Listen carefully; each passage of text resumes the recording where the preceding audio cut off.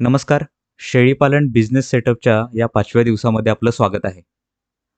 मित्रांनो, आपला आजचा जो विषय आहे खूप इंटरेस्टिंग विषय आहे. शेळीपालनामध्ये लोकं खूप इंटरेस्ट दाखवतात या विषयामध्ये. पण या विषयाचा शेवट असा होतो, की कोणावर तरी विसंबून राहून आपण ती गोष्ट करतो. जास्त उत्कंठा ताणून धरत नाही. मुळात आजचा विषय तुम्हाला समजलाही असेल नावावरून, की शेळ्यांची खरेदी कशी करायची, हे आपण आजच्या या व्हिडिओमध्ये समजून घेणार आहोत. या विषयात मुळात मित्रांनो काय होतं, आपण ह्या विषयाचं तांत्रिक नॉलेज घेत नाही आणि शेवटी जाऊन आपण कोणावर तरी विश्वास ठेवून ते प्राणी खरेदी करतो आणि त्याच्यातून नंतर आपल्याला कळतं, की हे चुकीचे प्राणी खरेदी झालेले आहेत. तुम्हाला मला एक सुरुवातीला एक अनुभव सांगायचा आहे माझा स्वतःचा सांगायचा आहे आणि त्याच्यानंतर मी ह्या गोष्टी कंटिन्युअसली बरेच वर्ष लोकांच्यातही पाहतोय. काय होतं, सुरुवातीच्या काळात आपल्याला नॉलेज नसतं या विषयातलं आणि आपल्याला गडबड झालेली असते व्यवसाय सुरू करायची.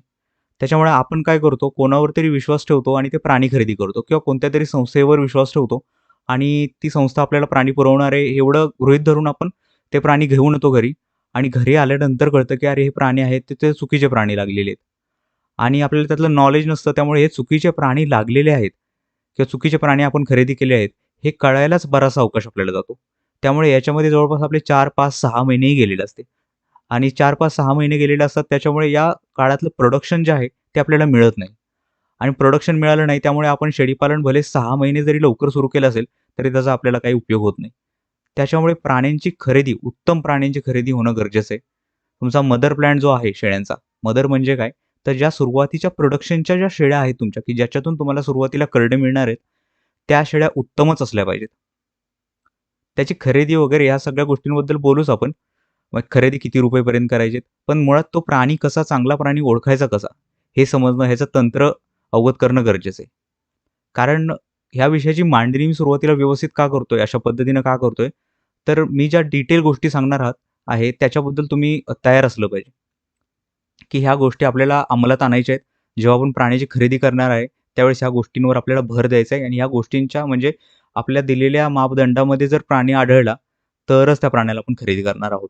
नाहीतर खरेदी करणार नाही. कितीही चांगला प्राणी असला तरी. कारण मी बऱ्याच वेळा ह्या लोकांच्यामध्ये ही गोष्ट आढळते, की प्राणी चांगला दिसतोय म्हणून घेतात. पण जे सांगितलेल्या कॅटेगरीमध्ये तो प्राणी बसत नाही. त्यामुळे ह्या ज्या कॅटेगरीमध्ये आहे तो प्राणी बसला, तुम्हाला चांगला प्राणी मिळणारच आहे. नक्कीच मिळणार आहे. तर जास्त वेळ न दवडता आपण डायरेक्टली विषयाला सुरुवात करू. तर आपला आजचा अजेंडा आहे तो म्हणजे खरेदीची ठिकाणं कोणती-कोणती आहेत? कोणत्या-कोणत्या ठिकाणी प्राण्याची खरेदी केली जाते? त्यानंतर दुसरा जो मुद्दा आपण कव्हर करणार आहोत तो म्हणजे खरेदीमध्ये फसवणूक कोणती-कोणती होते? ही गोष्ट कळणं खूप गरजेचं आहे. ज्यावेळेस आपल्याला खरेदी कशी करायची ह्याच्या आधी आपल्याला ज्यावेळेस समजेल की फसवणूक कशी होते नक्की शेळीपालनामध्ये, खरेदीमध्ये, तर आपल्याला ती फसवणूक आपल्याबरोबर होणार नाही. त्याच्यानंतर आता फसवणूक समजली काय होते, आता आपल्याला माहिती आहे की खरेदीची आता निवड कशी करायची हे आपल्याला समजून गरजेचं आहे. त्यामुळे शेळीची निवड कशी करायची हे आपण इथे समजून घेणार आहोत आणि त्याच्यानंतर नक्की शेळ्यांची किंमत काय असते, कोणत्या जातीची किती किंमत असते, ह्या गोष्टी आपण इथे आजच्या या व्हिडिओपर्यंत शेवटपर्यंत सर्व गोष्टी समजून घेणार आहोत. त्याच्यानंतर तुम्हाला शेवटी एक टास्क पण देणार आहे. ती टास्क करा. उत्तम तुम्हाला कोणता प्राणी कसा खरेदी करायचा हे समजले. तर मुळात पहिला मुद्दा जो आहे, तो खरेदीच्या ठिकाणी याच्याकडे जातोच मित्रांनो मी. पण मुळात मला हे सर्व तुम्हाला विषयाची मांडणी सुरुवातीला मी तुम्हाला का केली? तर मला लोकं फोन करत असतात. बऱ्याच लोकांशी कॉन्टॅक्ट होतो माझा. लोकं मला बोलत असतात, की तुमच्या फार्मवर शेळ्या असतील मला खरेदी करायच्या आहेत. आणि ही लोकंही असतात अगदी विदर्भातून, मराठवाड्यातून एवढ्या दुरून-दुरून म्हणजे इव्हन कोकणातून पण येतात. मुंबईमधून फोन येतात. मला असं वाटतं, की या लोकांना माझ्याकडे यायची काय गरज आहे? तर तिथे मला प्रकर्षाने दिसतं, की इथे लॅक ऑफ नॉलेज म्हणजे ज्ञानाचा अभाव आहे. लोकांना अजून टेक्निकल गोष्टी कारण लोकं बोलतात, "तुमच्यावर विश्वास आहे आम्हाला, तुम्ही फसवणार नाही." परत तीच गोष्ट येते मित्रांनो, की विश्वास ठेवून तुम्ही प्राणी खरेदी करू नका. तुम्हाला ह्या गोष्टीचं तंत्र शिकलं पाहिजे. कारण मी तुम्हाला एक दिवस मासे खायला देईन. दुसऱ्या दिवशी मासे खायला देईन. तिसऱ्या दिवशी काय? तिसऱ्या दिवशी तुम्हाला पकडूनच मासे खायचे. त्याच्याऐवजी मी तुम्हाला आज ह्या व्हिडिओमध्ये ते मासे पकडण्याचं जाळं देतोय. कारण काय हे जाळं तुम्हाला मिळालं तर तुम्हाला पाहिजे त्यावेळेस भूक लागेल. त्यावेळेस तुम्ही जावा पाण्यामध्ये जा आणि मासे पकडून आणा. तर ही गोष्ट हे टेक्निकल नॉलेज जरा लक्षात घ्या तुम्ही. बारकाईने लक्ष द्या व्हिडिओमध्ये. सर्व गोष्टी तुम्हाला व्यवस्थित आणि सिंपल पद्धतीने सांगण्यात येणार आहेत. तर पहिला मुद्दा मित्रांनो आहे, तो म्हणजे खरेदीची ठिकाणे. शेळ्यांची खरेदी करत असताना खरेदीची कोणती-कोणती ठिकाणे असतात? तर पहिला जो फोटो दिसतोय तुम्हाला त्याच्यावरून समजलं असेल, की शेळी पालनाचं शेड जे आहे, तिथून तुम्ही खरेदी करू शकता. शेळी पालनाचं शेड हे उत्तम ठिकाण आहे खरेदीचं. याच्यात का उत्तम आहे हे पुढे जाऊन सांगेन. त्याच्यानंतर दुसरं कोणतं ठिकाण आहे प्राण्यांच्या खरेदीचं ते म्हणजे शेतकरी. डायरेक्ट शेतकऱ्याच्या घरी जाऊन तुम्ही प्राणी खरेदी करू शकता. शेळीपालनाच्या शेडवर गेलं तर क्वांटिटीमध्ये प्राणी मिळतील. जास्त क्वांटिटीमध्ये मिळू शकतात. पण शेतकऱ्याच्या घरी गेला तर तुम्हाला त्या क्वांटिटीमध्ये मिळणार नाहीत. कमी अधिक प्राणी मिळतील. पण सुरुवातीच्या काळात कमी अधिकच प्राणी लागतात आपल्याला. तर ते प्राणी तुम्ही शेतकऱ्याकडून घेऊ शकता. कारण या ठिकाणी प्राणी चांगले मिळतात. आणि त्याच्यानंतर तिसरं ठिकाण आहे ते म्हणजे आपलं शेळीपालनाचा आठवडा बाजार किंवा शेळीपालनाचं आपलं लोकल मार्केट. आता हे लोकल मार्केट म्हणजे काय? लोकल मार्केट म्हणजे मित्रांनो आपल्या पंचक्रोशीमध्ये म्हणजे आपल्या 4-5 गावांच्या मध्ये मिळून किंवा तालुक्याच्या ठिकाणी अशा ठिकाणी एक प्राण्यांचा किंवा शेळ्यांचा एक आठवडा बाजार भरत असतो. आठवड्यातून 1 दिवस असतो तो आणि महाराष्ट्रात बऱ्याच ठिकाणी हा बाजार जो आहे तो पहाटे असतो. पहाटे म्हणजे किती वाजता? अगदी 5:30-6 वाजल्यापासून तो बाजार चालू होतो 10-11 वाजेपर्यंत राहतो. त्याच्यानंतर तो बाजार बंद होतो. बरेच ठिकाणी आहेत महाराष्ट्रामध्ये. याची तुम्हाला एक लिस्ट दिली जाईल पुढे जाऊन, की महाराष्ट्रामध्ये कुठे बाजार कोणता असतो आणि कोणत्या दिवशी असतो. याची तुम्हाला मी प्रयत्न करीन एखादी लिस्ट तुम्हाला नक्कीच देईन मी. अ, तर आठवडा बाजार आहे तिथेही तुम्ही प्राणी खरेदी करू शकता. तर ही झाली खरेदीची ठिकाणे. आता खरेदीची ठिकाणे आहेत, पण नक्की ह्या ठिकाणांवर कशा पद्धतीनं फसवणूक केली जाते? आपली प्रत्येक ठिकाणी, यातल्या प्रत्येक ठिकाणी तुमची फसवणूक होऊ शकते. ही 3 ठिकाणं जी सांगितली. एक म्हणजे शेळीपालन शेडवर पण होऊ शकते फसवणूक. त्याचबरोबर दुसरी गोष्ट आहे ती तुमच्या शेतकऱ्याच्या घरी गेला जरी तुम्ही तिकडे फसवणूक होऊ शकते आणि तिसरी गोष्ट आहे लोकल मार्केटमध्ये फसवणुकीचे हाय चान्सेस, जास्त चान्सेस असतात. त्यामुळे ही फसवणूक नक्की काय असते शेळ्यांच्या खरेदीमध्ये ते आपण समजून घेऊया. पहिली गोष्ट म्हणजे काय मित्रांनो, तर आजारी शेळी. आजारी शेळी नुकतीच आजारातनं बरं झालेली असते आणि ती आपल्याला विक्री करतात लोकं. कारण कारण त्यांना वाईट प्राणी त्यांच्या फार्मवरचा काढायचा असतो किंवा त्यांना घरी त्यांच्या हा प्राणी आजारी पडला होता, त्यांना पटकन विक्री करून पैसे मोकळे करायचे असतात. त्यामुळे असे प्राणी आहेत ते बाजारात किंवा फार्मवर पण बऱ्याच ठिकाणी विकले जातात. तर ही चूक बऱ्याच वेळा होते आपल्याकडून, की आपण असा प्राणी स्वस्तात भेटतोय म्हणून खरेदी करतो. एकदम लॉट भेटतोय म्हणून खरेदी करतोय. तर हा आजारी प्राणी कसला असतो ते पुढे जाऊन सांगेन मी, कसं ओळखायचा. तर आजारी शेळी आपल्याला विकली जाते. ही पहिली फसवणूक आहे. त्याच्यानंतर पुढची फसवणूक आहे ती करडे न देणारी शेळी. आता करडे न देणारी शेळी म्हणजे काय? मित्रांनो, आता अशा पद्धतीचे एक 100त एखादी किंवा 100त म्हणण्यापेक्षा आपण बोलू 1000त एखाद दुसरा प्राणी असतो. तो म्हणजे शेळी असते, की ती प्रोडक्शनच्या योग्यच नसते. प्रोडक्शनच्या योग्य नसते म्हणजे त्या शेळीमध्ये प्रोडक्शन करण्याची, प्रजनन करण्याची कपॅसिटीच नसते. कारण तिच्यामध्ये काही जेनेटिक प्रॉब्लेम असू शकतात. त्यामुळे ती करडाने जन्म देऊ शकत नाही किंवा मुळात असं बोलू आपण ती शेळी हीटवरच येत नाही, गर्भधारण करू शकत नाही. वांज अशी शेळी असते ती. अशी शेळी मार्केटमध्ये विकली जाते किंवा फार्मवरून पण विकली जाते. अशा शेळ्या मार्केटमध्ये भरपूर येतात. तर या शेळ्यांपासून बचाव आपल्याला करायचा आहे. तोही कसा करायचा आहे समजून घेऊ आपण. त्याच्यानंतर पुढचा जो प्रकार आहे तो गाब टाकणारी शेळी. आता गाब टाकणारी शेळी म्हणजे काय? तर मित्रांनो, काही शेळ्या ज्या आहेत त्या फिट होतात. मग त्या हिटवर पण येतात. बोकडाकडून आपण त्यांना क्रॉसिंगही करतो, मेटिंग होतं त्यांचं आणि त्याच्यानंतर 3-4 महिने झाले, की तिसऱ्या महिन्यात किंवा चौथ्या महिन्यामध्ये ही शेळी जी आहे, ती तिचे अबॉर्शन होतं. कारण ती गाब टाकते, गर्भ टाकते बाहेर आणि अबॉर्शन झाल्यामुळे आपल्याला ते करडं तर मिळत नाहीत. तर असा प्रॉब्लेम होतो. अशा शेळ्या पण काही असतात. आता हजारात अशा 5-6 शेळ्या पण असतात, की त्या आहेत त्या ह्या कॅटेगरीमधल्या असतात, की त्या 3ऱ्या-4थ्या महिन्यामध्ये आल्या, की ऑटोमॅटिक गाभ टाकतात. आणि ही हॅबिटच असते ह्या शेळ्यांना. त्याच्यामुळे ह्याच्यावर उपचार आहेत, पण त्या मग त्या क्वांटिटीवर हे हा त्रास नसल्यामुळे त्याच्यावर जास्त लक्ष दिलं जात नाही. लोकं असा प्राणी डायरेक्टली रिप्लेस करणं किंवा विकणं प्रिफर करतात. त्यामुळे ह्या अशा प्राण्यांना आपण बळी पडलं नाही पाहिजे. त्यामुळे गाभ टाकणारी शेळी आहे, ती शेळी तुम्हाला देऊन तुमची फसवणूक केली जाऊ शकते. त्यानंतर जास्त वय झालेली शेळी. आता काही शेळ्या ज्या असतात मित्रांनो, त्या अगदी 50-55 किलोच्या पण असतात काही जातींमध्ये म्हणण्यापेक्षा वेगवेगळ्या प्रत्येक जातीमध्ये अशा टाईपच्या शेळ्या असू शकतात 50-55 किलोच्या. त्या शेळ्या कशा असतात, तर खूप मोठ्या झालेल्या, वयोवृद्ध शेळ्या असतात. तर त्या शेळ्याही तुम्हाला विक्री केल्या जाऊ शकतात. सुरुवातीच्या काळामध्ये तुम्हाला अनुभव नसतो आणि कमी किमतीत भेटतायत, कमी रेटमध्ये मिळतायत, पण वजन तर जास्त असतं. त्यामुळे ह्या अशा शेळ्या ज्या आहेत, त्या शेळ्या तुम्हाला देऊन तिथेही तुमची फसवणूक होऊ शकते. तर ह्या शेळ्यांपासूनही आपल्याला लांब राहायचे. जास्त वय झालेली शेळी कशी ओळखायची तेही तुम्हाला मी सांगणार आहे. त्याच्यानंतर शेळ्यांची भरलेली कास दाखवणे. आता भरलेली कास म्हणजे काय? तर हा फोटो पहा तुम्ही. तर ह्या फोटोमध्ये तुम्हाला इथे दिसेल, की ह्या शेळीची कास पहा तुम्ही. तर पूर्ण भरलेली दिसते तुम्हाला. अशा शेळ्या बाजारामध्ये तुम्हाला बऱ्याचशा दिसतील, की त्यांची भरलेली कास दाखवली जाते आणि बोलतात, की शेळीचं दूध चांगलं आहे की तुम्ही शेळी घ्या वगैरे आणि रेट त्या शेळ्यांचे भरपूर म्हणजे भरपूर रेट असतात. तर अशा भरलेल्या शेळीचे कास कशी काय असते, कशामुळे झालेली असते त्याचं कारण तुम्हाला समजून सांगतो. हे कोणी सांगत नाही डिटेलमध्ये कधी. कोणी सांगितलं पण नसेल आजपर्यंत तुम्हाला. पण अशी जर कास भरलेली असेल आणि त्यावेळेस लोकं काय करतात, करडं जे आहेत, ती शेळीला 2-3 दिवस पाजतच नाहीत. ते दूध आहे ते 2 दिवस तुंबवून ठेवतात, अडवून ठेवतात. त्यामुळे शेळीच्या कासेमध्ये दूध साठून राहतं आणि तिला साठून राहिल्यानंतर दूध ते मार्केटमध्ये शेळीला डायरेक्ट विकायला घेऊन येतात. त्यावेळेस आपल्याला वाटतं, "अरे, शेळीला एवढं चांगलं दूध आहे आणि करडं पण पिताय चांगली वाटतं." आणि त्यामुळे आपली फसगत होते ती. शेळीचं दूध आहे ते तुंबवून ठेवून ती शेळी मार्केटमध्ये आणलेली असते कारण तिचा भाव वाढवायचा असतो. तर अशी भरलेली कास दाखवून शेळी घेऊ शकता तुम्ही. पण त्या शेळीला तेच दूध पुढे कंटिन्यू राहील ह्याची शाश्वती तुम्ही देऊ शकत नाही. कारण ते दूध आहे ते तुंबवून ठेवून मार्केटमध्ये ती शेळी किंमत वाढवण्यासाठी तशा पद्धतीनं प्रेझेंट केलेली आहे. तर अशी भरलेली कास दाखवून पण तुम्हाला शेळी विकली जाते. हां, शेळी वाईट असते का किंवा चांगली असते का? ह्याच्याबद्दल कन्फ्युजन असतंच डेफिनेटली. पण ही अशा पद्धतीने फक्त कास भरली हे एकच गोष्ट पाहून कधी प्राणी खरेदी करू नये. ही गोष्ट तुम्ही समजून घ्या, की आपण ह्याला भुललं नाही पाहिजे. त्यानंतर पुढची फसवणूक एक होते ती म्हणजे शेळ्यांना गहू, ज्वारी अशा पद्धतीचे धान्य जे आहे ते चारलं जातं. आता ह्या शेळ्या तुम्ही पहा, म्हणजे कास तर आहेच ह्या शेळीची मोठी. तुम्ही इकडे पहा ह्या शेळीची कास जी आहे ती मोठी आहेच, भरलेली आहे. पण त्याचबरोबर ही शेळी जी आहे ती पोटाने पण बघा मोठी झालेली आहे. बऱ्याच वेळा आपल्याला काय वाटतं तब्येतीनं चांगले प्राणी आहेत आपण ही खरेदी करूया.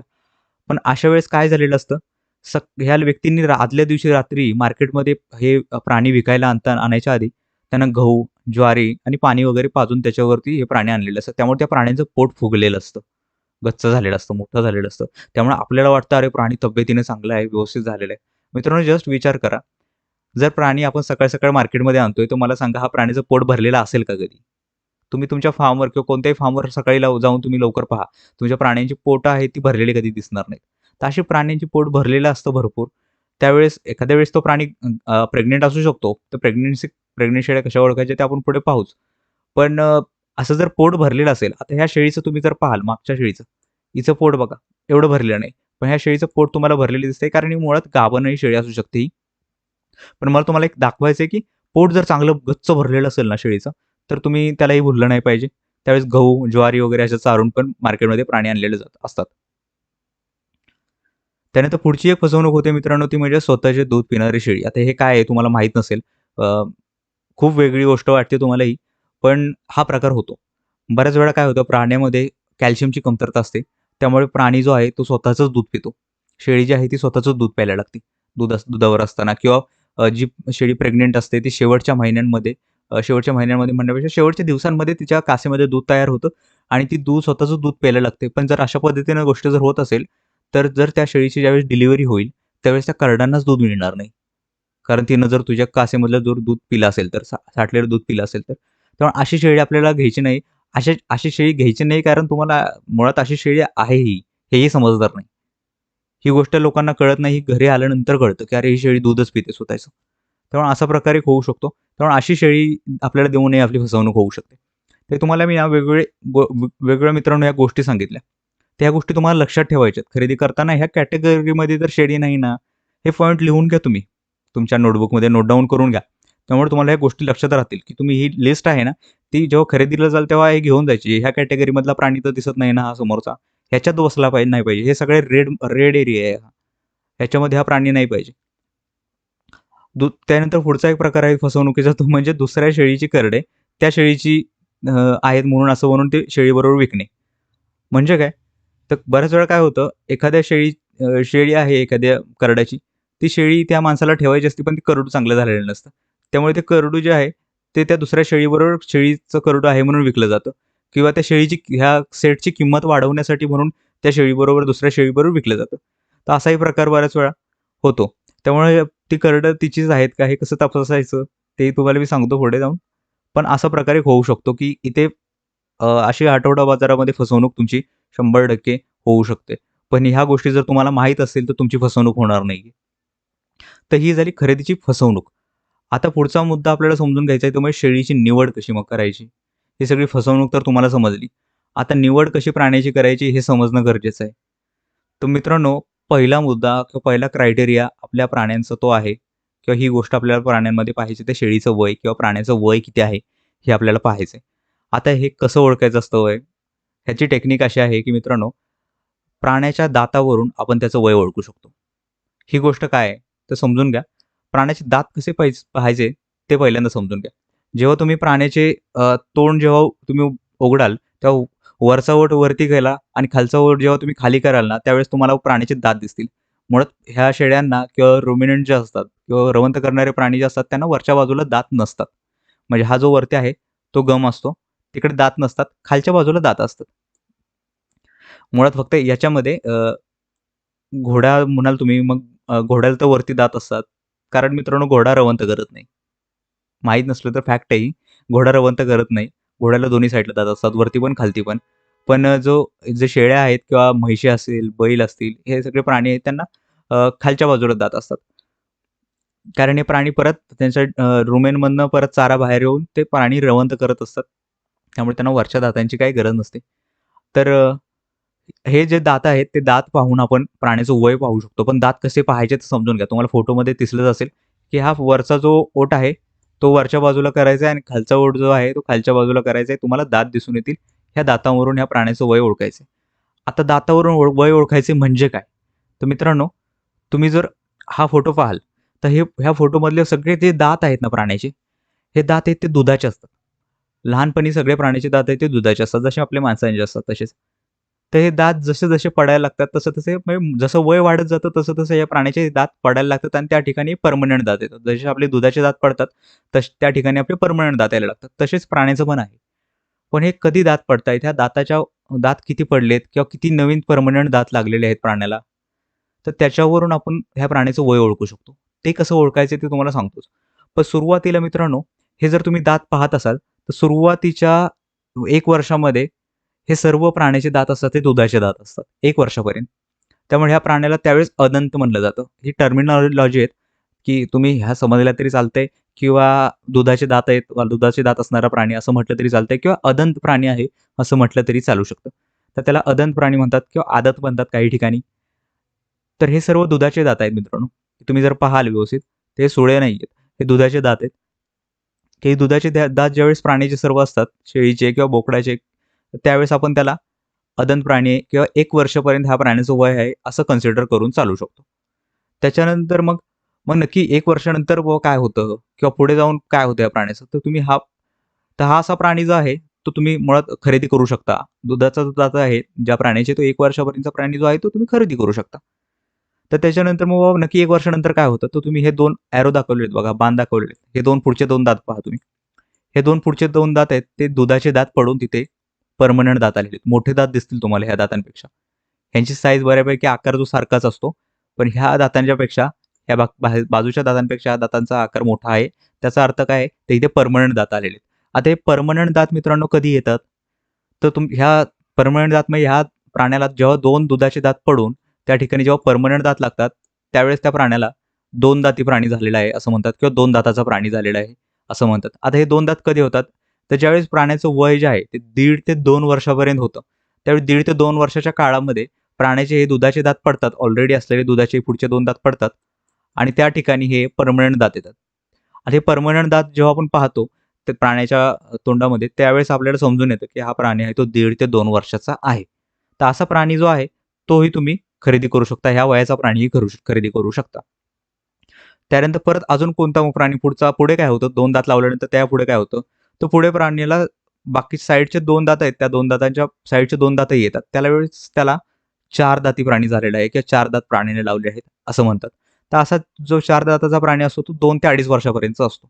तर असा प्राणी आहे, तोही तुम्ही खरेदी करू शकता. त्यात काही प्रॉब्लेम नाहीये. खूप काही वय झालेलं आहे अशातला भाग नाहीये. तर असा 4 दाताचा प्राणी आहे, की 2 ते 2.5 वर्षापर्यंतचा प्राणी आहे, तो खरेदी केला तरी काही प्रॉब्लेम नसतो. मग शेळीचं वय किती असावं खरेदी करताना, हे तुम्हाला मी इथे इस्टॅब्लिश करून मी समजून सांगतो. तर हाही प्राणी खरेदी करू शकता. त्याच्यानंतर परत पुढे काय होतं 4 दातानंतर, तर 6 दात होतात मित्रांनो. 6 दात म्हणजे काय? तर हे जे पुढचे पुढचे जे दात आहेत हे 2 लागले. त्याच्यानंतर हे साइडचे 2 पण लागले आणि त्यानंतर 2 दात लागले. म्हणजे 6 दात ज्यावेळेस लागतात प्राण्याचे, त्यावेळेस त्याला 6 दाती म्हणतात किंवा 6 दाती म्हणतात. तर अशा प्राण्याचं वय जे असतं ते 2.5 ते 3 वर्षापर्यंत ह्या प्राण्याचं वय असतं. असा प्राणी जरी तुम्ही खरेदी केला मित्रांनो, तरी काही प्रॉब्लेम नाहीये. तर जनरली प्राण्याचं वय जे असतं ते ह्या शेळ्यांचं वय 10 ते 12 वर्षापर्यंत पण असतं चांगले प्राणी सांभाळले तर. तर 2.5 ते 3 वर्षापर्यंतचा प्राणी जरी असला तुम्ही, तरी तो खरेदी केला तरी काही प्रॉब्लेम नाही. पुढे चांगली तुम्हाला तो प्रोडक्शन देणार आहे. मग कोणते प्राणी नक्की घ्यायचे नाहीत, किती वयानंतरचे घ्यायचे नाहीत, तर ते समजून सांगतो. ह्या पद्धतीचे दात दिसले तुम्हाला प्राण्यामध्ये, म्हणजे काय? तर ह्या अशा पद्धतीच्या फट्टी वगैरे दिसल्या प्राण्यांच्या दातामध्ये किंवा असे मुळात फटी दिसल्या किंवा असे लूज झालेले दात दिसले, तर त्याचा अर्थ आहे, की हा प्राणी जो आहे, तो जास्त वयाचा आहे. 8 वर्षाच्या वरचा प्राणी असतो, त्यावेळेस दातामध्ये त्याच्या फटी पडतात. अशा फटी पडतात. तर असा प्राणी आहे, तो खरेदी करू नये मित्रांनो. कारण का त्याचा आता उतार वयामध्ये लागलेला आहे. या प्राण्याकडून जास्त आपल्याला काही फायदा मिळणार नाही, प्रोडक्शन मिळणार नाही. असं कन्सिडर किंवा असं गृहीत धरलं तुम्ही तरी चालतंय. असे प्राणी खरेदी करू नका. प्राण्याचं वय तुम्हाला समजलं? रेड मार्क दाखवले त्यासाठीच मी. त्यानंतर मग दुसरा प्राणी अजून काय आहे, तर अजून बाबा 10 वर्षापुढचा जर प्राणी पाहिला तुम्ही, तर त्याचे दात बघा असे झालेले असतात. दात तुटत आलेले असतात. त्या प्राण्याला खाता येत नाही व्यवस्थित. त्याचा डाएट चांगला झालेला डाएट देत असलो तरी त्याला पचत नसतं ते, कारण त्याला रवंथ करता येत नसतं ते. व्यवस्थित चावता येत नसेल, खाता येत नसतं. त्यामुळे असाही प्राणी आपल्याला खरेदी करायचा नाहीये. 10 पुढचा प्राणी म्हणजे 8 वर्षापासून तर घेऊच नका. दात पाहून प्राण्याचं वय कसं ओळखायचं तुम्हाला समजले? माहीत नसलं, समजलं नसलं, परत एकदा व्हिडिओ पहा. शांतपणे पहा. समजून येईल तुम्हाला. नोट्स लिहून काढल्या ना मित्रांनो, लगेच समजून येईल. लक्षात राहतं आपल्या. तर शेळीचं वय तर क्लिअर झालं आपल्याला. पण आता शेळी बरं वय पाहिलं आता. मग आता हा पर्टिक्युलर प्राणी म्हणून इंडिव्हिज्युअल त्याला कसं पाहायचं? म्हणजे हा बाबा प्राणी घ्यायचा आहे आपल्याला. वय पाहिलं, वयात पण व्यवस्थित बसतोय तो. आता पुढे जाऊन कोणती निवड करायची? कोणता क्रायटेरिया आहे? काय गोष्ट पाहायची? तर मित्रांनो आम्ही लोकांना सांगतो, की तुमचा जो प्राणी आहे तो जुळ्यातला असावा. तर जुळ्यातलं म्हणजे काय? ह्या 2 शेळ्या तुम्ही साईडला पाहताय. आता ह्या दोन्ही फिमेल आहेत. बीटल जातीच्या त्या फिमेल आहेत आणि ह्या नुकत्याच आता जवळ अजून त्या एक 8 ते 10 महिन्याच्या आहेत फक्त अजून फिट नाही केल्या त्यांना. तर ह्या ज्या फिमेल आहेत अशा जुळ्यातल्या फिमेल असतील तर त्या बिंदास घ्या. तर ह्या जुळ्यातल्या फिमेलचा फायदा काय असतो तर पुढे जाऊन यांचं प्रोडक्शन असं म्हटलं जातं. असं अजून काही प्रूफ याचा असं काही परफेक्ट मिळाला नाहीये. पण जी बोलीभाषा आहे त्याच्यात लोकं बोलतात, की अशा पद्धतीचे 2 ज्या शेळ्या जुळ्यातल्या आहेत, त्या प्राणी घेतलेले कधीही चांगले, की जेणेकरून यांचं पुढचं प्रोडक्शन आहे ते पण जुळ्यामधलं होतं. ते जातीनिहाय प्रत्येक ठिकाणी प्रोडक्शन कसं निघणार हे वेगळं असतं. पण एक असं म्हटलं जातं त्याच्यामुळे मी हा मुद्दा कव्हर केलेला आहे, की जेणेकरून तुम्हाला पुढे वाटू नये, की अरे हा मुद्दा तर कोणी सांगितलाच नाही आपल्याला जोड्यामधले प्राणी घ्यावे म्हणून कव्हर केलाय. जुळ्यामध्ये असतील तर उत्तम आहे. प्रयत्न करा जुळ्यामधलेच प्राणी घ्या. तर असं जुळ्यामधलं शेळी खरेदी केली, काही प्रॉब्लेम नाहीये. त्यानंतर पुढची गोष्ट आता ठीक आहे बाबा तुम्ही मग काय केलं वय पण पाहिलं प्राण्याचं. चांगलं आहे, यंग आहे प्राणी. दातावरून तुम्हाला समजलं. परत तुम्ही पाहिला हा जो जुळ्यामध्ये पण दिसतोय प्राणी. ठीक आहे.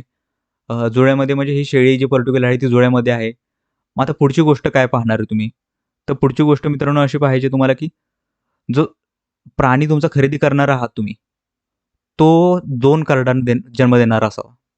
जर एखादी शेळी घेताय, ती जी ऑलरेडी वेतं झालेली आहे, तिने काही कार्डाने जन्म दिलेला आहे याच्या आधी, तर ती शेळी घेताना तुम्ही 2 कार्डांना जन्म देणारी शेळी घ्यावी. ते तिच्या रेकॉर्डवरून तुम्हाला समजेलच. रेकॉर्ड तिचं मेंटेन जर केला असेल त्या फार्मवर पर्टिक्युलर, तर तुम्हाला त्या रेकॉर्डवरून समजेल, की हां, ह्या प्राण्याने भूतकाळामध्ये, पास्टमध्ये 2-2 कार्डांना जन्म दिलेला आहे. अशी शेळी घेऊ शकता. बरेच लोकं म्हणतात, "मग पाटी आम्ही घेतल्या तर चालतील का?" लहान म्हणजे काही फिमेल आहेत, पहिल्या वेतासाठी प्रेग्नंट आहेत किंवा पहिल्या वेतासाठी प्रेग्नंट करण्यासाठी आम्ही फिमेल घेतोय. पाटी घेतोय, यंग शेळ्या घेतोय एकदम, ज्या अजूनपर्यंत एकदाही त्यांचं वेत झालं नाही. अशा शेळ्या घेतल्या तर चालतात का? तर वेत म्हणजे काय? वेत म्हणजे मित्रांनो, की त्याचा ह्या प्राण्याची डिलिव्हरी टाईम किती वेळा झालेले आहेत, म्हणजे डिलिव्हरी किती झालेले आहेत. एक वेळा डिलिव्हरी ह्या प्राण्याची झाली असेल, त्याच्याकडून करडांचा जन्म झाला असेल, ते तिला म्हणतात पहिल्या वेताची शेळी. 2 वेळा डिलिव्हरी झाली असेल, तर दुसऱ्या वेताची शेळी असं म्हटलं जातं. तर लोकं असे बोलतात, की लहान पाटी मग लोकं विचारतात म्हणजे मुळात, की लहान पाटी खरेदी केल्या तर चालतील का? तर त्यांना मला असं सांगायचं मित्रांनो, की लहान पाटी खरेदी करून तुम्ही तिच्याकडून प्रोडक्शन करून घ्यायला तुम्हाला बराचसा काळ जातो. कारण पाट जी आहे ती 7व्या-8व्या महिन्यात हिटवर येते, पण आपण त्यावेळेस जनरली फिट करत नाही. आपण काही काळ घेतो. ह्या गोष्टी क्लिअर पुढे होतीलच तुम्हाला अजून. जसं-जसं आपला कोर्स पुढे जाईल तसा. ह्या सगळ्या प्रोडक्शनच्या गोष्टी क्लिअर होणारच आहेत तुम्हाला. पण लहान पाटीला प्रोडक्शन करून घेण्यासाठी वेळ लागतो. स्वस्तात बसते आपल्याला प्राणी हे, पण प्रोडक्शनसाठी वेळ लागतो. त्यामुळे असा वेळ लागणारे प्राणी घेऊ नये. त्याचबरोबर पहिल्या वेतेची शेळी आहे, तीही घेऊ नये. आता मी जरा परत व्हिडिओ लावतो तुम्हाला दिसेल पुढचे. हे प्राणी जे आहेत ते पुढे 3ऱ्या, 4थ्या, 5व्या वेताचे वगैरे प्राणी आहेत. मग 4-5 डिलिव्हरी पिरियड, 3-4 डिलिव्हरी पिरियड ह्या प्राण्यांचे झालेले आहेत. असे मोठे प्राणी घेतले तरी चालू शकतात.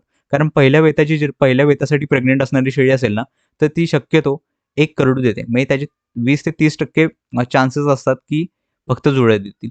नाहीतर 70 ते 80% चान्सेस आहेत त्या प्राण्याचे, की ही शेळी जी आहे ते पहिल्या वेताला 1च करडू देईल. त्यामुळे शक्यतो दुसऱ्या, तिसऱ्या किंवा 4थ्या, 5व्या वेताची जरी प्राणी घेतली तरी काही प्रॉब्लेम नसतात. फक्त ती शेळी जी आहे गाभण असली तरी चालेल, गाभण असावी मुळात. हे सगळ्या तुम्हाला दिसतायत त्या शेळ्या गाभण आहेत.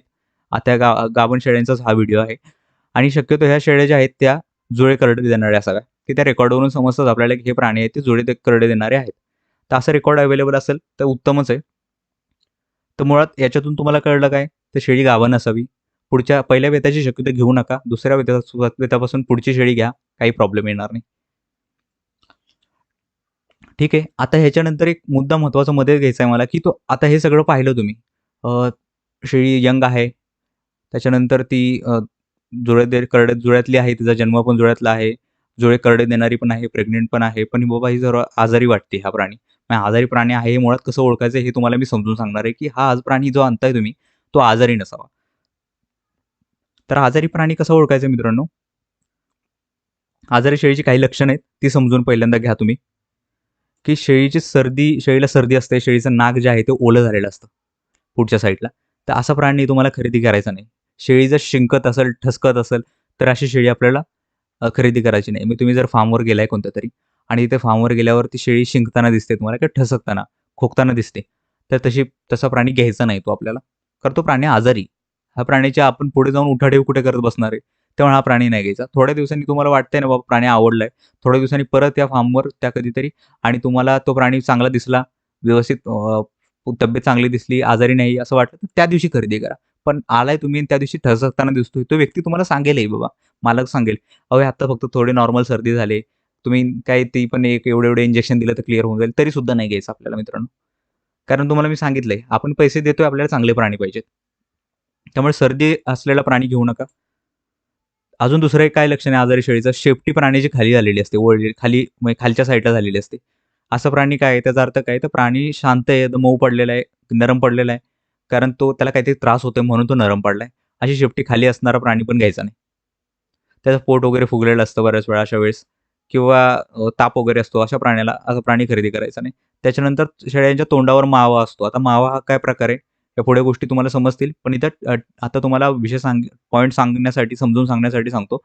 प्राण्याच्या तोंडावर जे किंवा ओठावर जे असतं ना, शेळ्यांच्याच ओठावर त्याचे बारीक-बारीक काटे आलेले असतात. काठी किंवा बारीक-बारीक जखमा झालेल्या असतात. असाही प्राणी आपल्याला घ्यायचा नाहीये. कुठेही घ्या तुम्ही, बाजारात पहा किंवा फार्मवर जा कुठेही, पण ह्या गोष्टी सगळीकडे लागू पडतायत. तर असं तोंडावर मावा आलेले प्राणी आहेत, ते आपल्याला घ्यायचे नाहीत मित्रांनो. बारीक-बारीक जखमा झालेल्या असतात ओठांवर किंवा खपटी बन बसलेले असते त्या जखमांवर, तसाही प्राणी आपल्याला घ्यायचा नाहीये. चांगले ओठ क्लिअर पाहिजेत प्राण्याचे, त्यावेळेसच तो प्राणी घ्यायचा. त्यानंतर पुढचा धाप लागलेली शेळी. तुम्ही फार्मवर जाल एखाद्या किंवा मार्केटमध्ये पाहाल, शेळी धाप लागलेली असते, हफवत असते शेळी, खूप जोरात श्वास घेत असते, धाप टाकत असते. तर असाही प्राणी घ्यायचा नाही. त्या तापाचं लक्षण आहे. त्या प्राण्याला टेम्परेचर वाढलं असणार आहे. असाही प्राणी घेऊ नये. प्रवासात हा प्राणी दगावू शकतो. अशाही गोष्टी होऊ शकतात. त्याच्यामुळे असा धाप लागलेली प्राणी घ्यायचा नाही आपल्याला. त्यानंतर आता हा हा जो डोळ्यांचा फोटो तुम्हाला दिसतोय प्राण्याच्या, ह्या डोळ्यांवरून एक मित्रांनो आपल्याला ना प्राणी किती निरोगी आहे, कितपत योग्य त्याचं पोषण झालेलं आहे, हे डोळ्यांवरून एक कळू शकतं. तर ही फार्मचा कार्ड टेक्निक आहे ही. फार्मचा कार्ड म्हणतात त्याला. फमाचा कार्ड किंवा फार्मचा कार्ड म्हणतात. ही टेक्निक आहे. ही क्लिअर होईल तुम्हाला पुढे जाऊन. हळू जसा कोर्स पुढे जाईल, तशा-तशा ह्या गोष्टी तुम्हाला अधिक चांगल्या पद्धतीने उलगडतील. मी त्यावेळेसही तुम्हाला सांगेन, की काय गोष्ट आहे ती. त्यामुळे त्याचं काही टेन्शन घेऊ नका. फक्त आता मी सांगतोय त्याच्याकडे व्यवस्थित लक्ष द्या फक्त. डोळ्यांवरूनही प्राण्याची प्रकृती आपल्याला समजते. तर तुम्हाला हे 2 प्रकारचे डोळे दिसतात मित्रांनो. ह्या डोळ्यांमध्ये फरक तुम्ही जर पाहिला, तर तुम्हाला इझिली कळून येईल, की ह्या प्राण्याच्या डोळ्याच्या खालचं जसं आहे, ते लालसर आहे, गुलाबी आहे. थोडक्यात लालसर म्हणण्यापेक्षा गुलाबी आहे आणि ह्या प्राण्याचं आहे ते व्हाईट आहे, पांढरा आहे, पाणीदार आहे, दुधाळ आहे. ह्याच्यातलं उत्तम काय आहे मित्रांनो, आता ही टेक्निक बघा, तुम्ही स्वतः जरी लक्षात तुम्हाला हे लगेच क्लिक झालं पाहिजे मित्रांनो. कारण आपण जेव्हा डॉक्टरकडे जातो, तर डॉक्टरही आपल्या डोळ्याच्या खाली पाहतो, की डोळ्याचा खालचा भाग कसा आहे. त्याच्यावरून डॉक्टरला पण आपली प्रकृती समजते. तसंच आपण प्राण्यांचंही समजून घ्यायचं तर ज्यावेळेस ह्या प्राण्याच्या डोळ्याच्या खालचा भाग जो आहे, तो गुलाबी असतो. जसं-जसं जास्त गुलाबी असेल, त्याचा अर्थ हा प्राणी चांगला आहे, निरोगी आहे. ह्याच्यामध्ये ह्याचं जंतनाशक, जंत निर्मूलन चांगलं व्यवस्थित होतंय. असा प्राणी आपण खरेदी करू शकतो. पण जर का प्राण्याचं असं पांढरं दिसतंय किंवा पाणीदार दिसतंय किंवा फिकट गुलाबी, फिकट-फिकट एकदम गुलाबी आलाय, हळू-हळू हा पांढरा कलर होऊन जातो. असं डोळे आतून पांढरे असतील, तर तुम्ही समजून घ्यायचं की हा प्राणी निरोगी नाही आहे. हा एक्स्ट्रीम लेव्हलवर गेलेला प्राणी आहे. हा रिकव्हरीच्या पण पलीकडे गेलेला प्राणी आहे. हा रिकव्हर व्हायला खूप त्रास होईल आपल्याला. त्यामुळे प्राण्याचे असे डोळेही आपल्याला चेक करून बघायचे, की प्राणी असा एकदम पाणीदार तर नाहीच पाहिजे. थोडा फिकट गुलाबी असेल तरी ठीक आहे. पण असे पांढरा वगैरे प्राणी झालेला आहे, अजिबात घ्यायचा नाही. मुळात तसा प्राणीकडे तुम्ही जाणारच नाही, कारण तो त्याची स्किन आहे, त्याच्यावरूनच समजेल तुम्हाला की हा प्राणी नकोच आपल्याला. त्याची कारण स्किन पण त्याची ना केस वगैरे उडलेली असतात प्राण्याची, गेलेले असतात. तर असा प्राणी त्याचे डोळे पण पाहावे पाहताना, की असं जर फिक्कट गुलाबी वगैरे असेल तरी चालेल. गुलाबी असा असेल कलर तरी चालेल. ह्या तुम्हाला ज्या गोष्टी सर्व सांगतोय मी, ते स्ट्रिक्ट सांगतोय, की ह्या पद्धतीने अशा तुम्ही पहा. कारण मला माहिती आहे तुम्ही जेव्हा फार्मवर जेव्हा पाहायला जाणार आहे त्यातल्या 1-2 गोष्टी मिस होतील. पण मला असं वाटतं, की जेवढ्या जास्तीत जास्त तुम्हाला गोष्टी मी सांगेन, तेवढ्या तुम्ही तुमच्या लक्षात राहतील आणि तुम्ही बघायचा प्रयत्न कराल. त्यातून तुम्हाला चांगला प्राणी मिळेल. त्यामुळे एखाद दुसरी गोष्ट मिस झाली तरी चालते. पण तुम्हाला ह्या गोष्टी मी सांगणं माझं कर्तव्य आहे, काम आहे, ते मी करतोय. त्यानंतर पुढचं जी म्हणजे थोडक्यात आता जे सांगितलं तेच मी फक्त इथं पॉइंट पण लिहिलेला आहे. जंत खूप असतात त्या प्राण्यामध्ये. पांढरा झालाय म्हणजे डोळे खालून पांढरे झालेत म्हणजे. तर जंत निर्मूलन झालं नाहीये आणि जंत निर्मूलन होऊ पण शकत नाही कारण खूप एक्स्ट्रीम लेव्हलवर प्राणी आहे हा. त्याला आपल्याला खूप बारीक लक्ष देऊन ते करावं लागेल आणि सुरुवातीच्या काळात आपण हे करू शकत नाही कारण आपल्याला त्याचं नॉलेज नसतं. त्यामुळे असं गुलाबी कलरचं जर त्याचे खालचे डोळ्याच्या आतला भाग जर असेल, बिनधास्त प्राणी घ्या, काही प्रॉब्लेम नाही. ह्या सर्व गोष्टी पाहायच्यात पण. म्हणजे तो प्राणी आजारी नाही, निरोगी आहे. त्याच्यानंतर शेळीच्या डोळ्यांजवळ हात नेऊन पाहावे, डोळे बंद होतात का नाही ते पाहणं गरजेचं आहे. आता हे काय असतं, तर मित्रांनो बऱ्याच वेळा आपल्या प्राण्याचे डोळे जे आहेत ना, एखाद्या प्राण्याचे डोळे ओपन असतात, उघडलेले असतात. पण त्याच्या डोळ्याजवळ तुम्ही जर हात नेला ना, तर तो डोळे बंद जर त्याने केले नाहीत ना, तर समजून चालायचा हा प्राण्याची दृष्टी गेलेली आहे. आंधळा प्राणी आहे हा. दोन्ही प्राण्याच्या दोन्ही डोळ्यांजवळ नेऊन आपण ना, त्याच्या डोळ्याजवळ हात नेऊन बघितलं पाहिजे आणि डोळे जर पटकन बंद केले, तर त्याचा अर्थ आहे की प्राण्याची दृष्टी व्यवस्थित आहे, चांगलं आहे. त्यामुळे तेही क्लिअर पाहायचं तुम्हाला, की डोळ्याजवळ हात नेऊन पहा. प्राण्याला दिसता आलं पाहिजे, व्यवस्थित दिसलं पाहिजे. तर ह्या सर्व गोष्टी आहेत, त्या आजारी शेळी कशी ओळखायची, हे तुम्हाला कळून आलं, की ही लक्षणं नाही पाहिजेत हां प्राण्यांमध्ये. तर तुम्हाला चांगला प्राणी मिळेल. तर ह्या गोष्टी तुम्ही लक्षात ठेवा. त्यानंतर मग दुसरी गोष्ट आहे, की करडाची शेळी बाबा असेल तर घ्यायची का? म्हणजे समजून चला तुम्ही कुठेतरी गेलाय, फार्मवर गेलाय किंवा बाजारात असेल तुम्ही गेलाय आणि तिकडे तुम्हाला करड्यांची शेळी दिसते. तर करड्यांची शेळी तुम्ही घ्यावी का? करड्यांची शेळी म्हणजे शेळी आणि तिची करडं बरोबर आलेली, तर अशी शेळी घ्यावी का?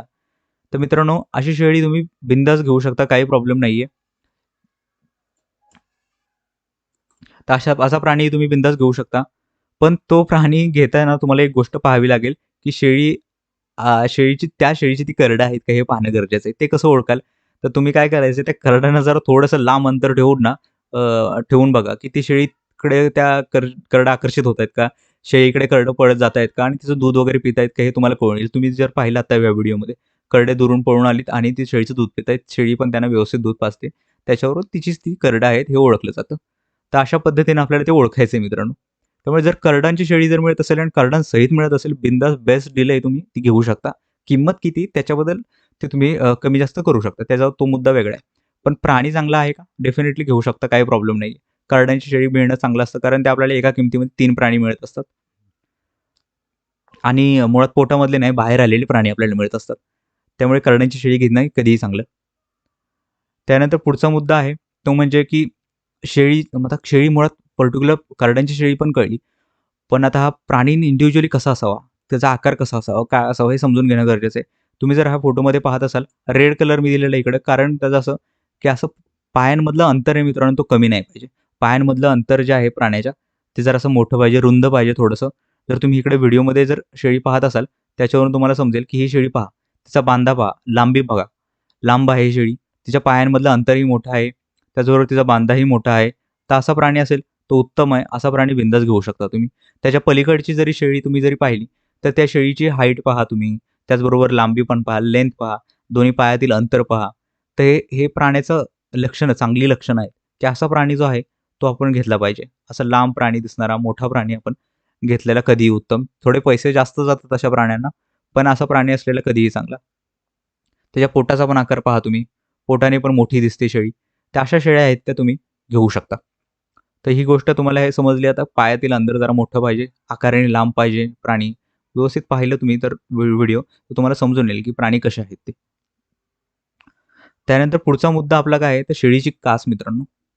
कारण ह्या शेळीच्या कासेवरच आपल्या प्राण्याचं प्रोडक्शन म्हणण्यापेक्षा त्याची पुढची वाढ आहे ती डिपेंड आहे. कारण कासेमध्ये तर चांगल्या पद्धतीने दूध आलं किंवा कास प्राण्याची व्यवस्थित असेल तर व्यवस्थित दूध येईल आणि त्याच्यानुसार त्या आपल्या करडांची दूध पिल्यामुळे वाढ पण होईल.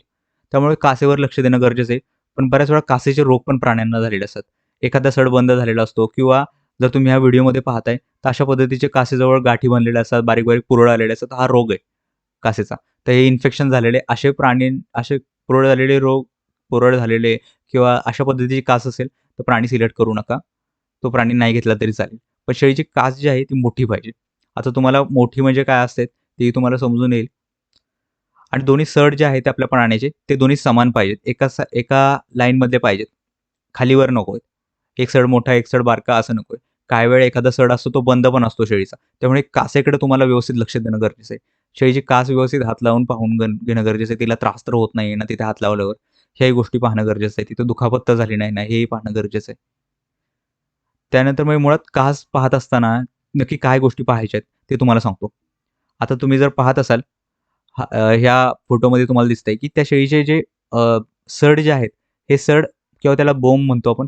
ते सड जे आहेत, ते पायाच्या जवळ आहेत. आता करडूच मला सांगा, करडू जर प्यायला आलं, दूध प्यायला आलं, तर त्याला कसं पिता येईल? व्यवस्थित पिता येणार तर नाही.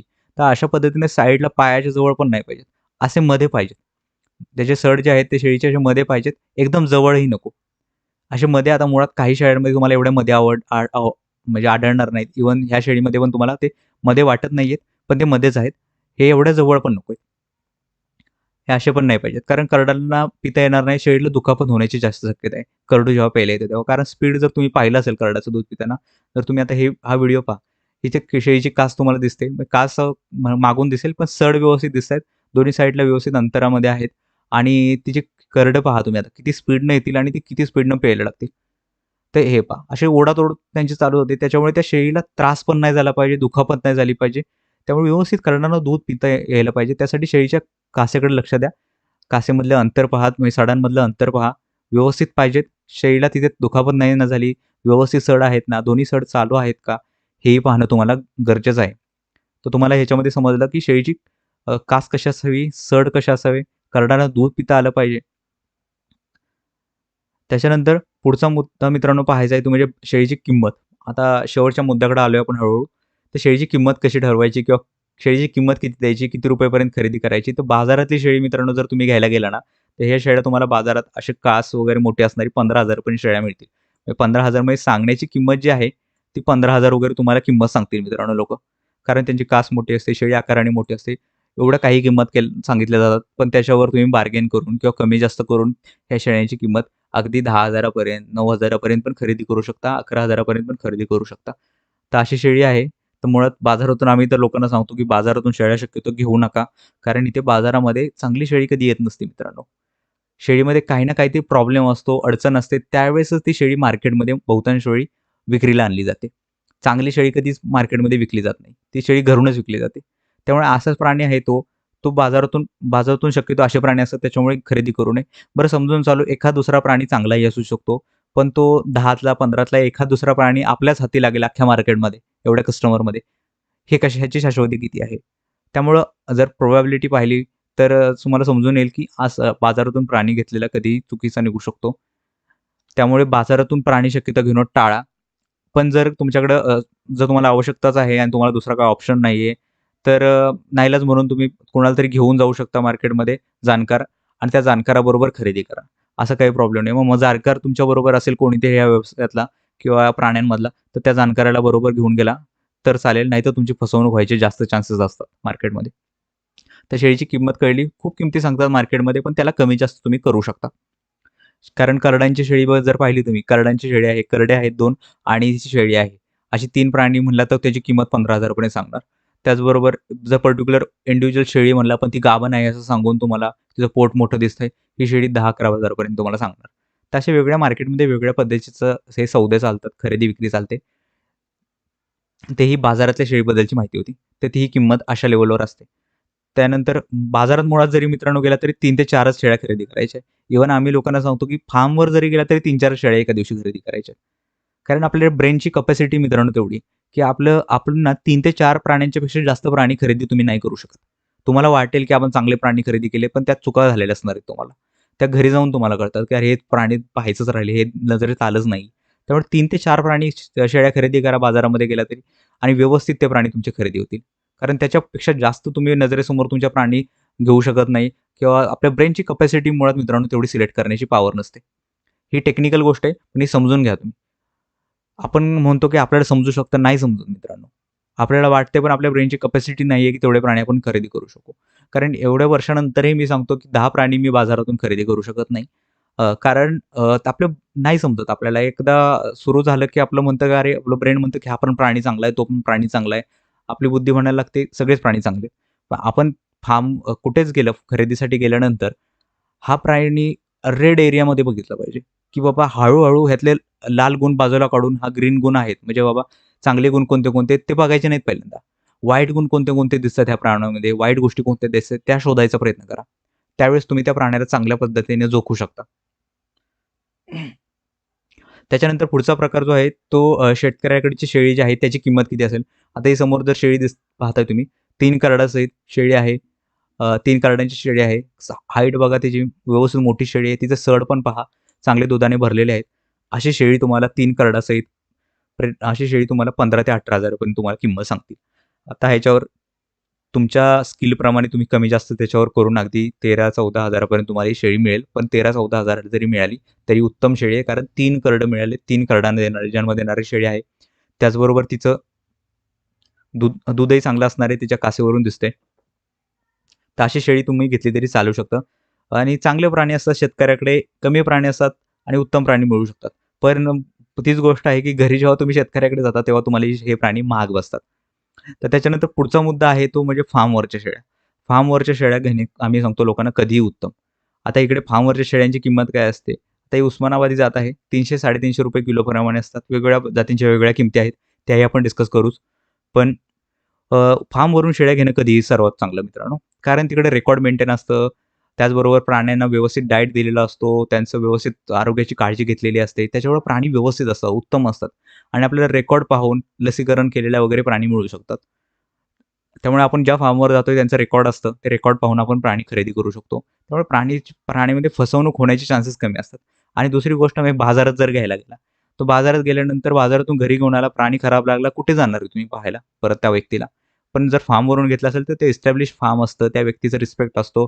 त्या फार्मचा रिस्पेक्ट असतो काहीतरी, स्टेटस असतं. तर त्या व्यक्तीलाही फार्म चालवायचं आहे. त्यामुळे बॅड पब्लिसिटी त्यांनाही नको. त्यामुळे चांगलेच प्राणी त्यांच्याकडे मिळण्याची शक्यता दाट असते. त्यामुळे फार्मवर शेळ्या घेण्याचं कधीही प्रिफर करावं मित्रांनो. कारण तुम्हाला आता ऑलरेडी सांगितलंय, शेळ्या कशा सिलेक्ट करायच्यात. त्यामुळे फार्मवर घ्यायलाही काही प्रॉब्लेम नाही. त्याच्यानंतर आता वेगवेगळ्या जाती आणि त्यांची किमती जरा आपण पाहूया, की वेगवेगळ्या जातींच्या काय किमती आहेत. तर ही जात तुम्ही पहिली पाहिली, बऱ्याच जणांना माहीत असेल. पॉप्युलर जात आहे महाराष्ट्रातली, रजिस्टर ब्रीड आहे. ती म्हणजे उस्मानाबादी शेळी. ही महाराष्ट्रातली रजिस्टर ब्रीड आहे. ह्या प्राण्याची किंमत जी आहे अगदी ₹250 किलो, ₹280 किलो पण असते. 280 पासून अगदी ₹350 किलोपर्यंत ह्या शेळ्या मिळतात तुम्हाला. पण बहुतांश ठिकाणी ह्या उस्मानाबादी शेळी जी आहे, ती गावठी शेळी असतील तिला ही गावठी शेळीला उस्मानाबादी शेळी म्हटलं जातं आणि उस्मानाबादी शेळी म्हणून विकली जाते. तर आम्ही लोकांना काय सांगतो, उस्मानाबादी शेळीचे जे गुण आहेत, गुणवैशिष्ट्य आहेत, ती आपण जरा लक्षात घेतली, तर तुम्हाला ते समजलं असेल आपल्या सुरुवातीच्या कोर्समध्ये. तर उस्मानाबादी शेळी जी आहे, ती जुळ्या-जुळ्या करडांना जन्म देते. त्यामुळे एखादा तुम्ही कळपामध्ये गेलाय आणि त्या कळपातल्या शेळ्या ज्या आहेत, त्या जुळ्या करडांना जन्म देत आहेत आणि ब्लॅक कलरच्या आहेत, त्याच्यामध्ये पोट मोठं आहे, त्यांचं हाईट मोठी आहे, तर आपण समजू शकतो की उस्मानाबादी शेळ्यांचा कळप आहे. तर अशा कळपातून आपण शेळ्या घेऊ शकतो. पण पर्टिक्युलर तुम्ही एखादी शेळी एक विचारली, की बाबा ही उस्मानाबादी आहे का? काळी दिसते वगैरे, तर कोणाला सांगता येणार नाही. आणि जरी कोणी दावा करत असेल, तर मला वाटत नाही की कितपत योग्य बोलतायत ते. कारण उस्मानाबादी शेळी आणि आपली गावठी शेळी ह्याच्यात खूप साम्य आहे. फक्त या उस्मानाबादी शेळ्यांच्या जे म्हटलं जातं, की कान मोठे असतात, पण त्याच्यातही तफावत खूप आढळते. त्यामुळे एक महत्त्वाचं लक्षण पाहू शकतो म्हणजे काय, तर वेळच्या वेळी किती प्रोडक्शन देते ही शेळी. ही उस्मानाबादीची हे प्रॉपर्टीज आहे, गुणधर्म आहेत, की व्यवस्थित टायमिंगवरच प्रोडक्शन देणार ही शेळी, की त्यावेळेसच ती हिटवर येणार. आणि त्याचबरोबर दुसरी गोष्ट म्हणजे की ह्या शेळी जुळ्या-तेळ्या करडांना जन्म देते. ह्या 2 गोष्टी पाहिल्या आपण, तर उस्मानाबादी शेळी आपण चांगल्या पद्धतीने ओळखू शकतो. तर ह्या शेळीची किंमत तुम्हाला समजलं ₹280 ते ₹350 किलोप्रमाणे मिळते. त्यानंतर पुढची जी आहे, ती राजस्थानी शिरोई शेळी. राजस्थानमधली जात आहे. 300 ते ₹350 किलोप्रमाणे ह्या शेळीची खरेदी आपल्याला बसते. त्यानंतर पुढची पंजाबी बीटल शेळी आहे. पंजाबची जात आहे ही. तर ही शेळी महाराष्ट्रामध्ये तुम्हाला 450 ते ₹500 किलो अशा रेटमध्ये ह्या शेळ्या मिळतात तुम्हाला. त्याच्यानंतर पुढची सोजत जात आहे, पॉप्युलर जात आहे. बकरी ईदला बोकड खूप चालतात या जातीचे. 350 ते ₹450 किलोपर्यंत तुम्हाला ही जात खरेदी होऊ शकते. त्यानंतर बोर जात, आफ्रिकन बोर जात ही जात आहे. ही पॉप्युलर जात आहे. तर ही ₹1000 ते ₹2500 पर्यंत आता ब्रीड किती ओरिजिनल ब्रीडची आहे, ओरिजिनल ब्लड लाईनची आहे. याच्यावर ह्या जातींची किंमत ठरते. एवढी महाग ही जात आहे. ₹1000 किलो ते ₹2500 किलोपर्यंत ही जात आहे. त्यानंतर पुढच्या ही बार्बेरी जात आहे. ही पण यूपी, राजस्थानमधलीच जात आहे. तर ही ₹350 प्लस केजीने मिळते. तर ही जात चांगली आहे. तशा वेगवेगळ्या जाती आहेत. तर ह्या रेटमध्ये तुम्हाला ह्या जातींचे वेगळे रेट सांगितले. आता मुद्दा येतो, की प्राणी आम्ही खरेदी केला. आम्ही फार्मवर गेलो, सगळे आम्हाला कळलं. सगळे व्यवस्थित गोष्टी पाहिल्या, शेळ्या खरेदी केल्यात, आम्ही सिलेक्ट केल्यात. आता त्यांना घेऊन यायचे आणि त्यांना सेट करायचे आपल्याकडे. तर कशा सेट करायच्या? तर ते आपण थोडंसं समजून घेऊया मित्रांनो. समजून चला, तुम्ही प्राणी व्यवस्थित खरेदी केलेत. आता गाडी मागवली तुम्ही, गाडी बोलवली आणि गाडीमध्ये तुम्ही प्राणी तुमच्या भरलेले. आता गाडीमध्ये प्राणी भरल्यानंतर तुम्ही पाहत असाल, की इथे प्राण्यांना आपण बांधलेलं नाहीये मित्रांनो, मोकळं सोडलेलं आहे. कारण का? तर प्राण्यांनी गाडीत बसल्यानंतर ते एकमेकांना काही मारत नाहीत. ते व्यवस्थित बसून राहतात. कारण थोडेसे कॉशियस झालेले असतात, सावध झालेले असतात. त्यामुळे ते कोणाला मारण्याचं त्यांच्या डोक्यात नसतं. त्यामुळे ते एकत्र असले तरी काही प्रॉब्लेम येणार नाही. फक्त त्यांना बांधून ठेवू नका. बांधून ठेवल्यामुळे त्यांना फास लागायची शक्यता असते. त्यानंतर दुसरी गोष्ट काय करायची, थोडंसं अंतर झालं ना, की अंतर बाबा 100, 150, 200 किलोमीटरचं अंतर असेल किंवा जास्त असेल, तरी आपण एक रूल बनवायचा, की बाबा 50 किलोमीटरचं अंतर झालं, की आपण उतरून मागे पाहू. कारण आपण त्या कामासाठी आलेलो आहे. प्राणी व्यवस्थित आहेत ना, स्टेबल आहेत ना, व्यवस्थित आहेत ना, हे पाहणं गरजेचं आहे. ओपन करून पाहणं गरजेचं आहे. गाडीमध्ये थोडीशी हवा पण खेळती राहणे गरजेचं आहे. त्यासाठी पडदा साईडला करून ठेवा थोडासा. त्यामुळे मध्ये-मध्ये गाडी थांबवून पण आपल्याला पाहायचंय. त्यानंतर परत फार्मवर आता आलो आपण. प्राणी आणले, फार्मवर आलो. फार्मवर आल्यावर लगेच त्यांना काही चारा टाकायचा नाहीये खायला. आपल्याला काय करायचं मित्रांनो, गूळ पाणी करायचंय. गुळाचं पाणी करायचं आणि ह्या प्राण्यांना गुळाचं पाणी पाजायचं. त्याच्यामुळे ते प्राणी स्ट्रेस फ्री होतात. ताण थोडासा निघून जायला मदत होते. ते झाल्यानंतर काय करायचंय, नवीन आलेल्या शेळ्या आहेत ना, त्या पहिली गोष्ट तर आपल्या ऑलरेडी शेळ्या असतील आपल्याकडे, तर त्या शेळ्यांमध्ये त्या शेळ्यांना मिक्स एकदम करायचं नाहीये. ही चूक करू नका मित्रांनो. कारण त्या शेळ्या प्रवासातून आलेल्या आहेत, आजारी पडू शकतात. त्याच्यामुळे बाकीच्या शेळ्यांना इन्फेक्शन व्हायचे चान्सेस जास्त असतात. त्यामुळे ह्या नवीन आणलेल्या शेळ्यांना बाजूला ठेवायचे. एक किती दिवस ठेवायचे? 8 ते 10 दिवस आपल्याला या शेळ्यांना बाजूलाच ठेवायचे. जोपर्यंत त्यांचं लसीकरण आपण करत नाहीये, तोपर्यंत त्यांना बाजूलाच ठेवायचे. आणि शक्यतो ह्या नवीन शेळ्या आणलेल्या आहेत, त्यांना आपण सुका चारा द्यायचा आहे. ओला चारा दिला तर मग क्वचित आपल्याकडचा चारा वेगळा असू शकतो.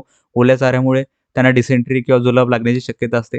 त्यामुळे नवीन शेळ्या आणल्या की सुका चाराच त्यांना टाकावा, तुरीचा भुस्सा टाका. आपण ऑलरेडी बोललेलो आहे बऱ्याच चारा व्यवस्थापनामध्ये ह्याच्याबद्दल. कोणत्याही टाईपचा ज्वारीचा कडबा टाका. जे तुमच्याकडे सुका चारा आहे तो खायला टाका त्यांना. तो चारा टाकला तर डिसेंट्री लागू शकत नाही त्यांना.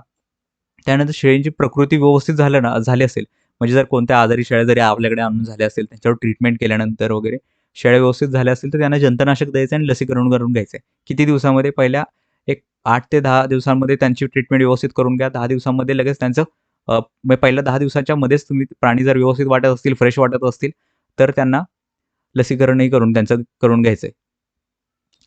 तर ह्या गोष्टी आपण पुढे जाऊन लसीकरण वगैरे ह्या सगळ्या गोष्टी होतील. जसा कोर्स हळू पुढे जाईल, सगळ्या गोष्टी क्लिअर होणार आहेत तुम्हाला. आरोग्य व्यवस्थापनामध्ये आपण ह्याही गोष्टी पाहणार आहोत. जंतुनाशक काय असतं, लसीकरण काय असतं, सगळ्या गोष्टी होतील. जर फिरस्त शेळ्या असतील, तर त्यांना मित्रांनो हळू बंदिस्त करणं गरजेचं आहे. फिरस्त म्हणजे काय? तुम्ही बाहेरून आणल्यात, त्या शेळ्या फिरणाऱ्या होत्या, शेतकऱ्याकडून आणल्यात.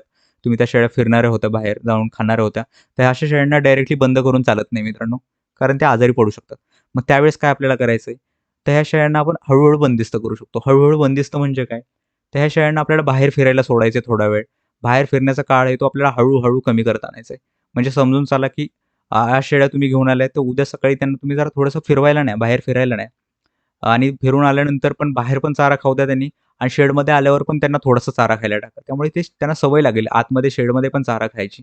समजून चला, की 5 दिवस तुम्ही पहिल्या दिवशी फिरवताय, हळू तो काळ 5 तास फिरवताय. 5 तासाचा काळ हळू तुम्ही 4 तासावर आणा. त्यानंतर 3 तासावर आणा. नंतर हळू काही दिवसांनी 1 दिवस मध्ये बंद करा. त्यांना बाहेर सोडूच नका. परत त्यांना थोडे दिवस बाहेर सोडा. असं करून त्यांना हळू त्यांचं मन ओळखून, कारण हा जिवंत प्राणी आहे. त्याचं बिहेवियर ओळखूनच आपल्याला त्याच्याप्रमाणे आपल्याला कोप अप करणं गरजेचं आहे. समजून घेणं, मिळतं-जुळतं करून घेणं गरजेचं आहे.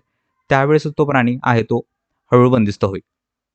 तर बंदिस्त पण करू शकता तुम्ही. तर हे सर्व तुम्हाला आजच्या व्हिडिओमध्ये हे समजलंच असेल, की खरेदी कशी करायची. खरेदी करताना ह्या गोष्टी कळणं गरजेचं आहे मित्रांनो. असं करू नका, की "सर" मला परत फोन करू नका, की "सर मला तुमच्याकडून शेळ्या खरेदी करायच्या आहेत, तर कधी मिळतील?" असं करणं कारण मला भीती वाटते बाहेर कोणाकडून भेटतील का नाही. मला वाटतं हा प्रश्न आता तुमच्या मनात कधी राहणार नाही. तुम्हाला माहिती आहे आता लिस्ट मिळाली तुम्हाला अक्षरशः, की कोणत्या गोष्टी पाहायच्यात, कशा पाहायच्या आहेत. डिटेलमध्ये जवळपास 1 तास सेशन चालला आपला हा व्हिडिओ चालला, पण कळणं गरजेचं आहे तिथे. तुम्हाला ह्या गोष्टी टेक्निकल नॉलेज जाळं तुम्हाला हे तुमच्याकडे असलंच पाहिजे. कशा खरेदी करायच्या आहेत. तर हे सगळे खरेदी करणं तुम्हाला समजलंच असेल. पण आता लोकांचे काय प्रश्न असतात खरेदीबद्दल ते समजून थोडेसे घेऊया. आणि कारण हे प्रश्न तुमच्या मनातही असतील. पहिली गोष्ट म्हणजे किती शेळ्यांपासून सुरुवात करावी? हा प्रश्न तुमच्या डोक्यात असेलच. खरेदी करायला गेलो किती प्राणी आणू? तर याच्याबद्दल पुढे जाऊन आपण बोलणार आहे. आत्ता मी हा विषय मुद्दामून टच करत नाही, पण प्रश्न असेल म्हणून घेतलाय मी. पुढचा जो प्रश्न असतो तो म्हणजे फिरणाऱ्या शेळ्या बंदिस्त होतात का? आत्ताच सांगितलं तुम्हाला टेक्निक आहे. हळू बंदिस्त होतात, काही प्रॉब्लेम येत नाही. बंदिस्त होतात फिरणाऱ्या शेळ्या पण.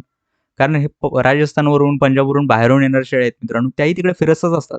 त्या जर बंदिस्त होतात, तर आपल्याकडच्या का बंदिस्त होणार नाहीत? बंदिस्त होतात. काही प्रॉब्लेम येत नाही. त्याच्यानंतर शेळी गाभण घ्यावी का मोकळी घ्यावी? तुम्हाला ऑलरेडी सांगितलं.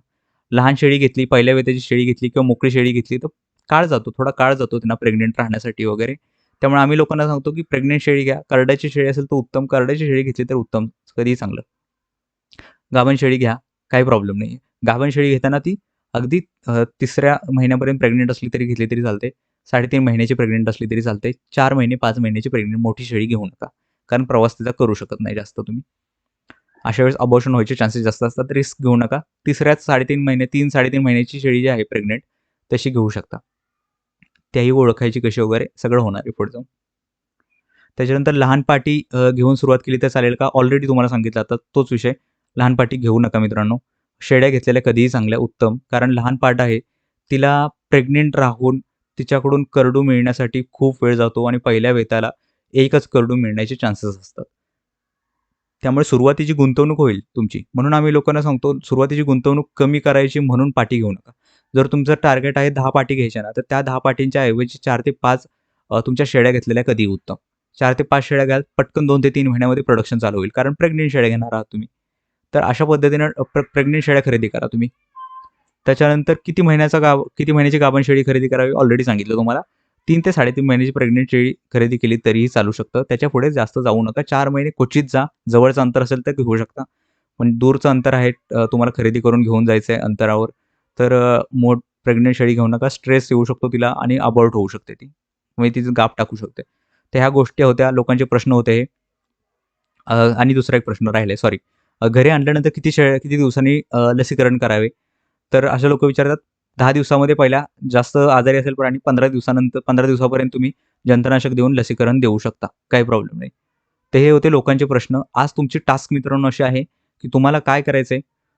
तुम्हाला आपल्या WhatsAppच्या ग्रुपवर 2 गोष्टी पाठवायच्या आहेत, की तुम्ही कोणती शेळी घेणार आहात. त्याचबरोबर कोणती शेळी घेणार आहात, शेळी घेत असताना तुम्ही कोणते गुण पाहाल, बेसिक गोष्टी.